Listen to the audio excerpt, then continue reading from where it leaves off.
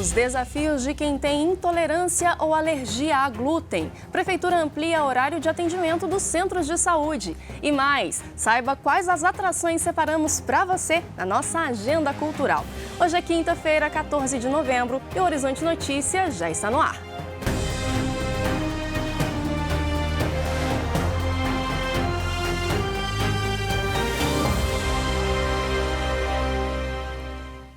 Olá, a gente começa o jornal de hoje falando de uma novidade que pode facilitar a vida de muita gente.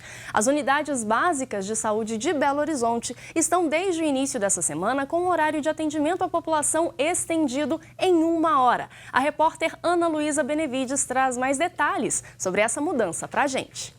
Desde o dia 11 desse mês, todos os postos de saúde tiveram uma alteração no horário de atendimento, passando a 12 horas diárias. Segundo a Secretaria de Saúde do município, o horário de atendimento pode variar de 6h30 às 18h30 ou de 7 às 19, de acordo com a necessidade de cada região. Eu converso com o Fabiano Gonçalves, que é gerente da Atenção Primária à Saúde, para falar um pouco mais sobre essa mudança. Fabiano, qual que foi o objetivo, por que dessa alteração de horário? O principal objetivo da alteração é aumentar o acesso da população aos serviços de saúde. A Secretaria entende que, ao fazer esse acréscimo de 1 hora no funcionamento, a gente está favorecendo para que nosso cidadão consiga chegar com mais facilidade aos centros de saúde. E a partir dessa alteração, teve alteração também no quadro de funcionários, contratados novos profissionais? Justamente para poder fazer essa abertura dos setores com um maior tempo, a Prefeitura contratou mais de 600 novos profissionais. Houve um aumento significativo, principalmente no número de horas de técnicos de enfermagem e de enfermeiros na cidade, também melhorando esse cuidado, né? Uma reivindicação antiga do cidadão de Belo Horizonte, que era, por exemplo, poder vacinar nos horários do começo ou do final do seu expediente normal, foi atendida. Então, a vacina, por exemplo, nas unidades que abrem às 6h30, passa a funcionar a partir das 7h, e nas unidades que abrem às 7h, a partir das 7h30. Então, a alteração do setor de farmácia e de vacinação, por exemplo, já foram feitas também? Exatamente, né? Houve toda uma reformulação de todos os setores dos centros de saúde. Como são diversos setores e como temos o horário de 6h30 e o horário das 7h, é importante que o cidadão procure o centro de saúde perto da sua casa para descobrir qual que é o horário de funcionamento e qual que é o horário de funcionamento dos setores. Esse reforço é no sentido de melhorar esse trabalho e de prover uma saúde melhor para cada cidadão de Belo Horizonte. Tá certo. Então, reforçando para você, cidadão, que tiver interesse em saber o horário de funcionamento do posto de saúde mais perto, é só ir até o posto para consultar se ele começa o atendimento às 6h30 ou às 7 horas da manhã. Muito obrigada, Fabiano. Ana Luísa Benevides, para o Horizonte Notícia. E o presidente Jair Bolsonaro terá que atuar essa semana como um verdadeiro equilibrista, como anfitrião da cúpula dos BRICS, ao tentar fortalecer os laços com seu colega chinês, Xi Jinping, sem se indispor com seu principal aliado, Donald Trump. O presidente chinês Xi Jinping desembarcou no Brasil para participar da cúpula anual dos BRICS em Brasília. Poucas semanas após sua primeira visita oficial à China, o presidente Jair Bolsonaro receberá Xi à margem da cúpula, que este ano se concentrará no crescimento econômico e na inovação. O anfitrião terá a missão de fortalecer os laços com seu colega chinês, sem se indispor seu principal aliado, Donald Trump. A cúpula ocorre em meio à guerra comercial entre os Estados Unidos e a China, as duas maiores economias mundiais. Bolsonaro enfrenta pressões dos setores de agronegócio e mineração, que precisam manter um bom relacionamento com a China, principal parceiro comercial do Brasil. O primeiro-ministro indiano, Narendra Modi, também já desembarcou em Brasília. A cúpula anual, que ocorrerá entre esta quarta e quinta-feira, será limitada entre líderes do Brasil, Rússia, Índia, China e África do Sul. E não contará com a participação tradicional de outros países da região onde é celebrada. Ventos fortes, temperaturas escaldantes e matas secas provocaram dezenas de incêndios no leste da Austrália. Especialistas descreveram as condições como as piores já registradas. Dezenas de incêndios provocados por ventos fortes, temperaturas escaldantes e matas secas queimavam fora do controle no leste da Austrália. Milhares de bombeiros trabalharam em Nova Gales do Sul, antecipando o que chamavam de risco de incêndio fora de escala e condições catastróficas. Autoridades disseram aos moradores das regiões atingidas pelo fogo que procurassem abrigo e alertaram que havia tempo de fugir antes que suas comunidades fossem engolidas pelas chamas. Segundo os bombeiros, muitas pessoas acataram os alertas anteriores e deixaram a região com antecedência.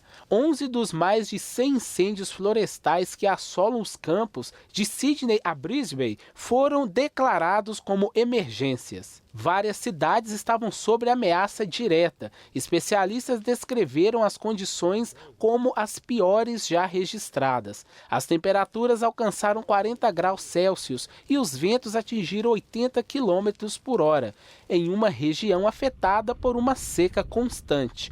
Mesmo antes do clima desfavorável, dias de incêndio mataram 3 pessoas e destruíram pelo menos 150 casas. Uma trufa branca foi arrematada por 120 mil euros em um leilão na cidade de Alba, na Itália. A região recebe há 88 anos uma feira de trufas brancas e é reconhecida pela qualidade. O evento arrecadou só nessa edição mais de 400 mil euros.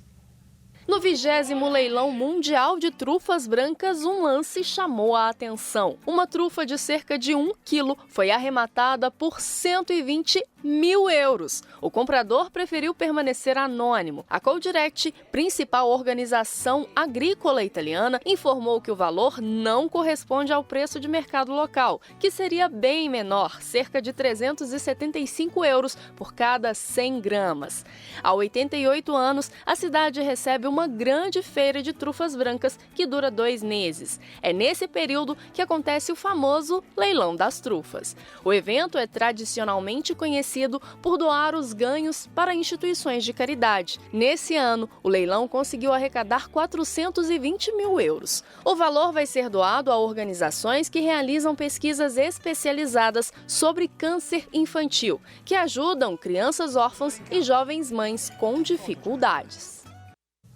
A trufa é cara, mas é por um bom motivo, né? Chegou a hora de programar o final de semana. Vamos saber quais são os destaques na nossa agenda cultural. O Teatro Francisco Nunes recebe no próximo sábado, às 4 da tarde, o espetáculo infantil Uma Surpresa para Benedita, do grupo Trampolim. Na peça, os palhaços Sabonete e Benedita entram em cena com truques e brincadeiras insólitas, criando empatia imediata com a plateia. A entrada é gratuita, mediante a retirada de senha a partir de 1 hora de antecedência. O projeto Solo Negro traz em 2019, em sua 4ª edição, o espetáculo Sarau Atemporal, ou A Mulher e as Águas do Tempo, com Maíra Baldaia. A peça traz a dramaturgia feminina e a ancestralidade como um instrumento para a mulher dentro e fora dos palcos. O espetáculo acontece dia 16 de novembro, sábado, às 9 da noite, no Espaço Cultural Tambor Mineiro. Os ingressos custam R$20 a inteira. Prepare-se para um grande espetáculo de teatro, circo, arte, música, poesia e, claro, muita emoção. O Teatro Mágico se apresenta no próximo domingo, às 7 da noite, no Grande Teatro do Sesc Palladium. Fernando Anitelli apresentará um show de forma mais intimista, em seu estado essencial, colocando o público ali, cara a cara com o artista. Os ingressos custam a partir de R$24 e podem ser adquiridos pelo site ingressorapido.com.br. Para muita gente, a dieta livre de glúten é uma opção, mas para algumas pessoas é uma exigência da vida. No Brasil, cerca de 2 milhões de pessoas têm doença celíaca e esse número pode ser ainda maior, já que o diagnóstico da doença não é fácil. E quem sofre deste problema tem um desafio diário: encontrar alimentos que não façam mal à sua saúde. Quando descobriu que tinha intolerância a glúten, Daniela teve que mudar o cardápio. Ela não poderia ingerir farinhas e outros ingredientes que tivessem a proteína. No final da década passada, né, 2008, 2009, comecei a procurar produtos que são verdadeiramente gostosos. E nessa época não tinha nada nem gostoso nem que não era gostoso. Eu tinha muita dificuldade. A cada dia, empresas têm se aprimorado para dar sabor a alimentos mais saudáveis. O glúten pode ter efeito diferente nas pessoas. Tudo vai depender se elas têm intolerância ou alergia a ele. Na intolerância, o corpo ele não consegue digerir um determinado nutriente. Já na alergia, o corpo ele reage em determinado nutriente como se fosse um corpo estranho. E isso seja qualquer tipo de contato com aquele nutriente. Cerca de 1% da população mundial sofre com a doença celíaca. Ao ingerir glúten, tem vários sintomas, entre eles diarreia, dor e inchaço abdominal. Só que uma alimentação sem glúten, lactose ou soja não é restrita apenas a quem tem intolerância ou alergia alimentar. O filho de Soraya sofre há 5 anos com epilepsia, mas desde que cortou o glúten, a saúde melhorou. A retirada do glúten nas doenças cerebrais, a gente nota uma mudança bem bacana. Para quem tinha uma crise por dia, ele tem 2 por ano. E são crises que a gente sabe até como contornar. A vida de Davi ficou melhor quando conheceu a Alessandra. Dá uma olhada nos pratos que ela faz, sem glúten, lactose ou açúcar. Até petit gâteau deixou de ser proibido. Eu comecei, enquanto chefe de cozinha, a desenvolver algumas coisas que ele pudesse se alimentar com todos os amigos.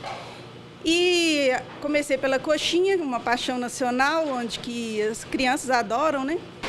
E quando eu ofereci a coxinha para o Davi, para mim foi muito gratificante, né? Ver o menino feliz porque ele podia comer novamente tudo aquilo que os amiguinhos estavam comendo também.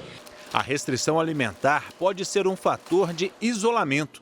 Com o sabor, se torna inclusiva. E o que a gente quer é colocar todas as pessoas na mesma mesa, compartilhando bons momentos, compartilhando sabores muito gostosos e compartilhando o mesmo alimento. E nesta quinta-feira, o arcebispo Dom Valmor Oliveira de Azevedo será homenageado pela Assembleia Legislativa de Minas Gerais. Em reunião especial convocada pelo presidente da Assembleia, o deputado Agostinho Patrus, a solenidade busca valorizar os 15 anos de dedicação do arcebispo à Arquidiocese de BH e sua eleição para a presidência da CNBB, a Conferência Nacional dos Bispos do Brasil. A homenagem será realizada às 8 horas da noite desta quinta-feira no plenário Juscelino Kubitschek, na Assembleia Legislativa. E o Horizonte Notícia fica por aqui. Para rever a edição, acesse o nosso site tvhorizonte.com.br. A gente volta amanhã, 8h45 da manhã, e é claro que eu espero por você.